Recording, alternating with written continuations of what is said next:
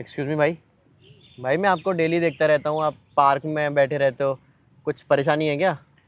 भाई कुछ काम ही नहीं है और फिर पैसों का भी कोई जुगाड़ नहीं है, तो खाने पीने का कुछ पता ही नहीं है मिलेगा नहीं मिलेगा। तो भाई मैं करवा देता हूँ ना आपके खाने पीने का जुगाड़, आप मेरे साथ चलो। कैसे भैया, क्या काम है?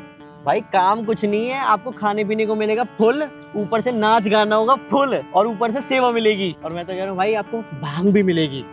क्या करना है बताओ। करना कुछ नहीं, आपको खाली वॉक करनी है मेरे साथ। कर लूंगा मैं वॉक। कावड़ लेके, कावड़ लेने जा रहे हैं? मैं नहीं जा रहा भैया। अरे चलो भाई। नहीं नहीं, आप चले जाओ, मैं नहीं जा रहा। अरे चलो भाई, मजा आएगा भाई, एक नंबर खाना मिलता है भाई खाने को। अरे नहीं जाना यार। अरे आरिफ भाई, अस्सलाम वालेकुम।